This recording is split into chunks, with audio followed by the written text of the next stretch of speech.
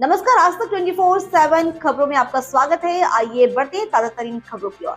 Channel को subscribe करें ताकि आने वाली नोटिफिकेशन आपको मिल सके।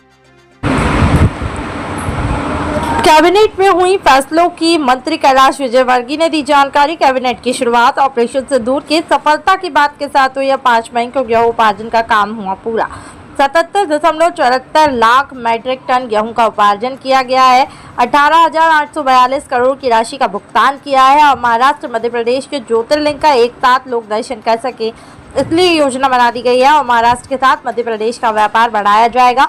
एमपी महाराष्ट्र में कृष्ण पाथ्य के डेवलप किया जाएगा। लोकमाता अहिल्या के साथ डेवलप किया जाएगा। महाराष्ट्र के सीएम ने तापी मेगा रिचार्ज का उद्घाटन किया। संस्कृति विरासत को संभालना है।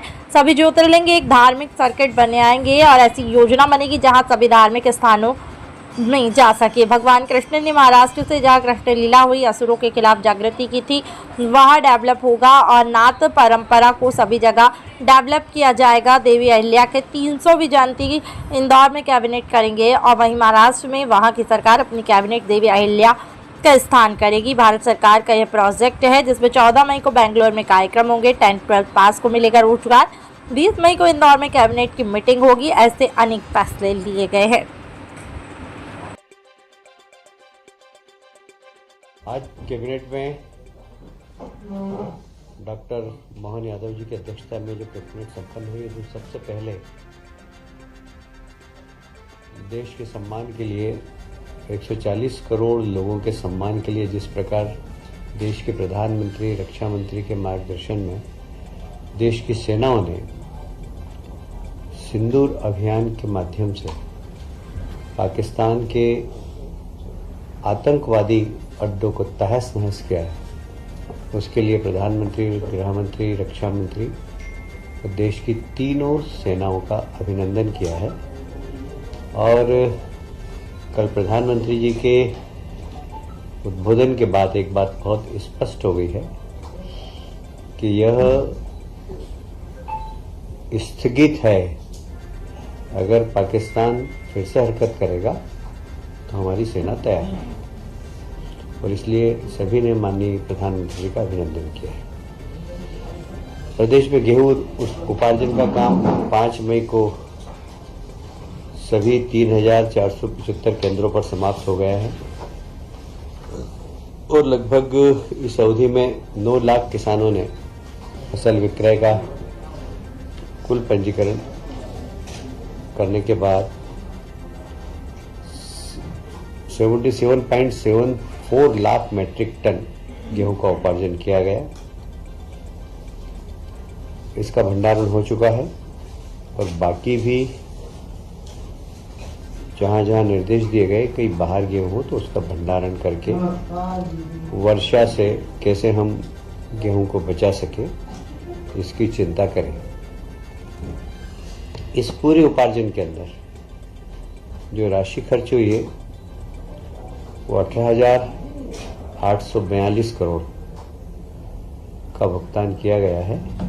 बचा हुआ कुल 18 करोड़ का भुगतान है, वो भी हम जल्दी कर देंगे। अभी आपको मालूम ही होगा, महाराष्ट्र के मुख्यमंत्री जी आए थे और मुख्यमंत्री जी ने ताप्ती बेसिन मेगा रिचार्ज परियोजना का तो उद्घाटन किया है, पर दोनों प्रदेशों की सांस्कृतिक विरासत को, जो प्रधानमंत्री जी हमेशा कहते हैं कि विकास के साथ विरासत को भी हमें संभालना है, तो दोनों माननीय मुख्यमंत्री जी ने बैठकर महाराष्ट्र और मध्य प्रदेश के जो ज्योतिर्लिंग है, महेश्वर, ओंकारेश्वर, गणेश्वर, भीमा शंकर, इन सब का एक सर्किट बना है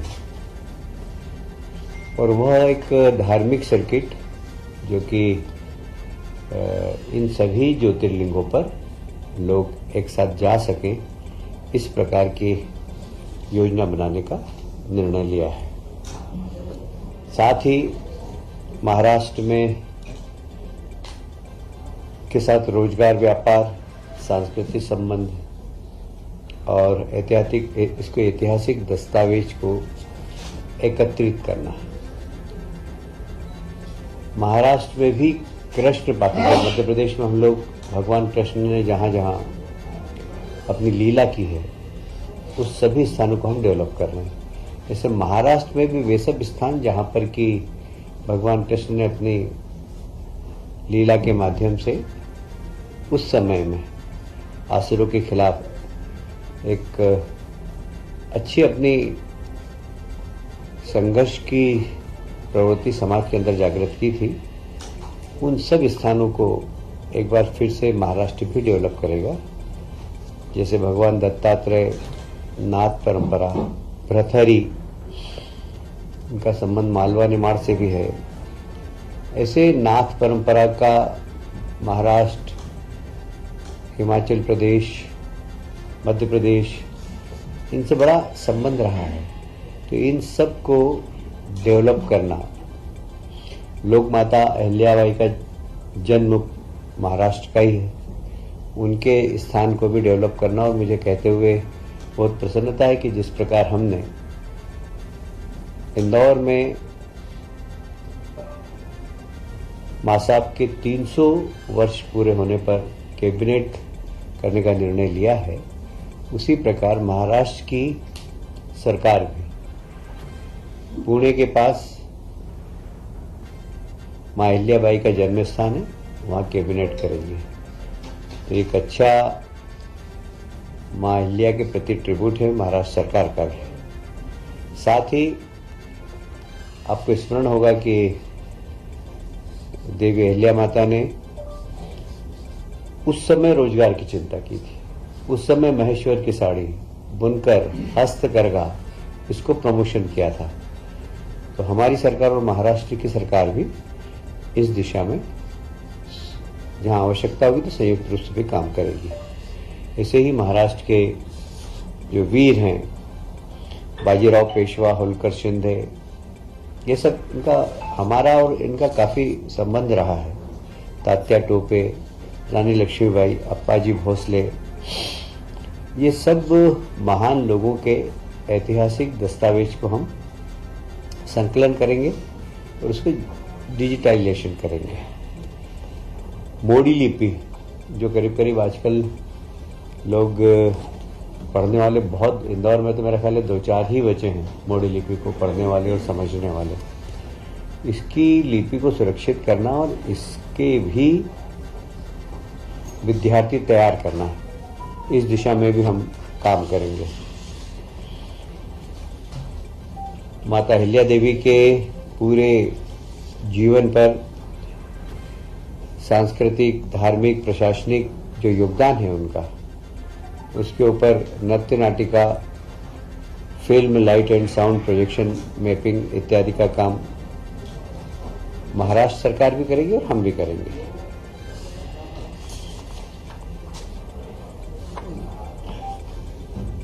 16 मई को इंदौर में रीजनल ग्रोथ कॉन्क्लेव तथा मैनमेड टेक्निकल टेक्सटाइल एक्सपो का आयोजन है।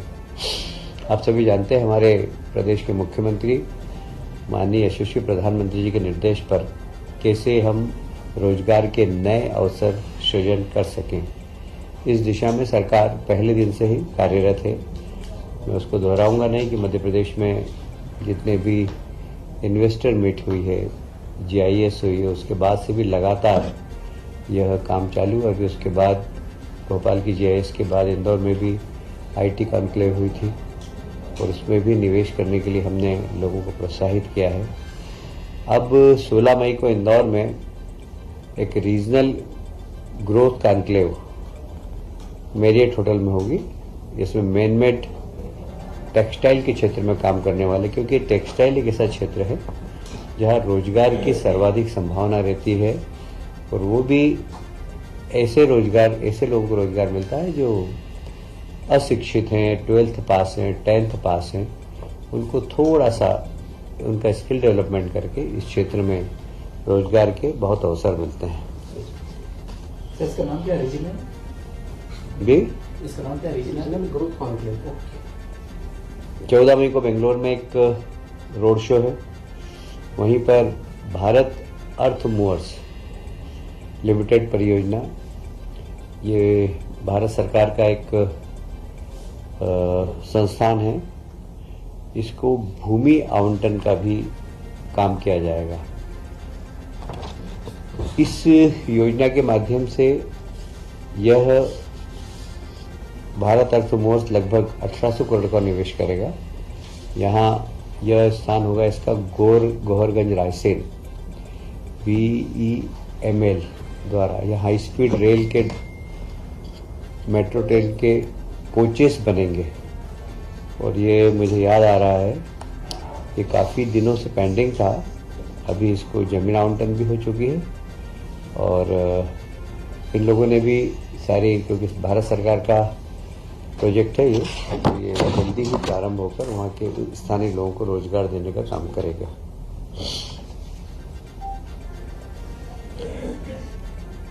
बीस मई को इंदौर में, जैसे मैंने कहा कि हम लोग कैबिनेट की मीटिंग कर रहे हैं राजवाड़े पर, क्योंकि एक ऐतिहासिक स्थल है मध्य प्रदेश का मालवा का राजवाड़ा।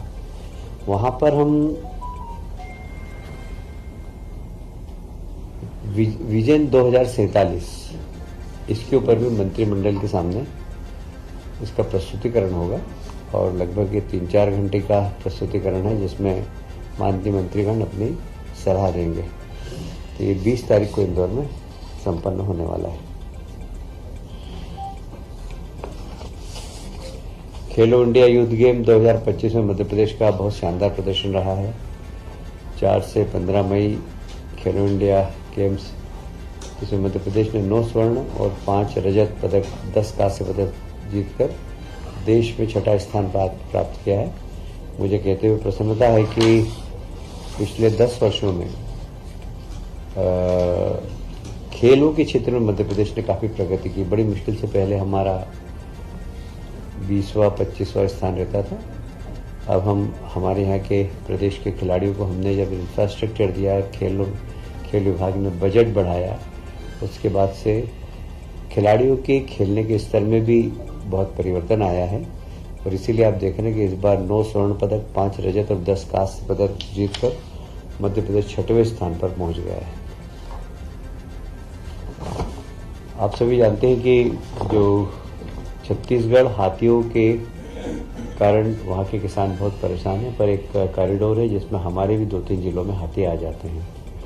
हमने उन हाथियों से किसानों की और वहाँ के जनजीवन को बचाने के लिए एक 47 करोड़ की बड़ी महत्वाकांक्षी योजना प्रारंभ की है, जिससे कि जंगली हाथियों की सुरक्षा भी हो, जंगली हाथियों के कंट्रोल के लिए वहाँ पर किस प्रकार उन गांवों को प्रशिक्षित करें, जैसे कि हाथी घुस जाए तो फिर उनको पटाखे फोड़कर उनका मार्ग परिवर्तित करना, ये सब प्रशिक्षण देना, ये सब काम भी होगा इसमें।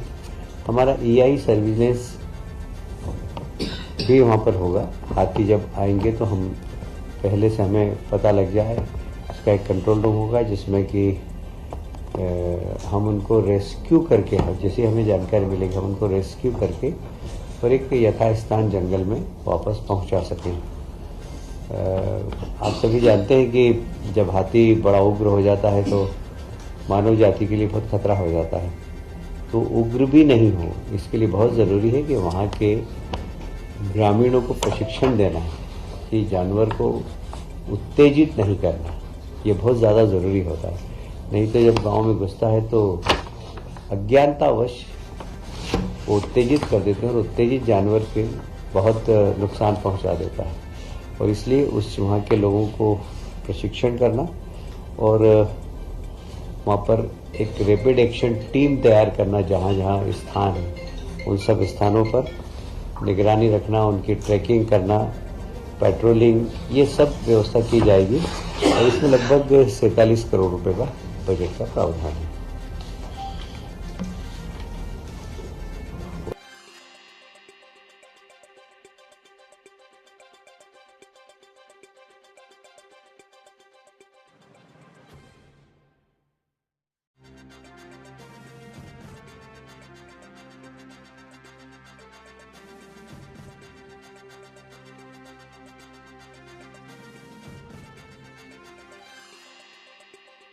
देखिए, मुझे लगता है कि गेहूं खरीदी से किसान काफ़ी संतुष्ट है इस बार।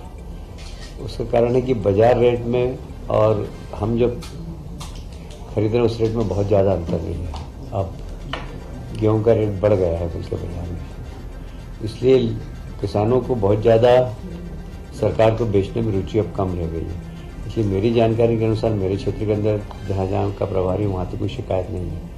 पर अगर ऐसी कोई शिकायत होगी तो हम उसके ऊपर भले विचार करेंगे, पर हमारे पास ऐसी कोई शिकायत नहीं आई है।